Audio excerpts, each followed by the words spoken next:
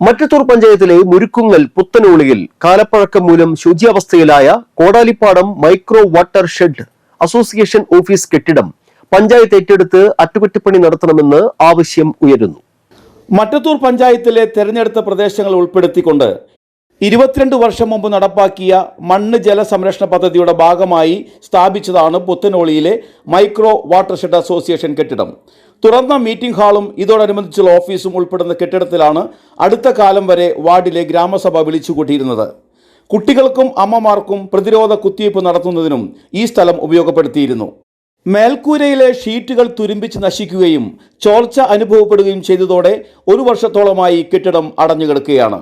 ഇത് പഞ്ചായത്ത് ഏറ്റെടുത്ത് നവീകരിക്കുകയാണെങ്കിൽ വാർഡിലെ ഗ്രാമസഭ ചേരാനും വയോജനങ്ങൾക്ക് ഒത്തുകൂടാനും സൗകര്യമുള്ള ഇടമായി മാറ്റാനാകുമെന്നാണ് നാട്ടുകാർ ചൂണ്ടിക്കാട്ടുന്നത്.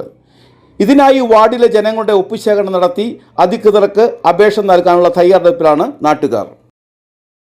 കോടാലിപ്പാടം മൈക്രോ വാട്ടർ ഷെഡ് പദ്ധതിയുടെ കീഴിലുള്ള ഈ കെട്ടിടം വർഷങ്ങളായി ബന്ധപ്പെട്ട ആളുകൾ ശ്രദ്ധിക്കാതെയും നോക്കാത്തതിന്റെ ഭാഗമായി നശിച്ച് നാമാവശേഷമായിക്കൊണ്ടിരിക്കുകയാണ്. ഞങ്ങളുടെ മറ്റത്തൂർ പഞ്ചായത്തിലെ 4-ാം വാർഡിന്റെ ഗ്രാമസഭയും അതുപോലെ തന്നെ കുടുംബശ്രീയുടെ വാർഡ് തല യോഗം എല്ലാ ആവശ്യങ്ങൾക്കും വേണ്ടി ഉപയോഗിച്ചിരുന്ന ഒരു സ്ഥാപനമാണിത്.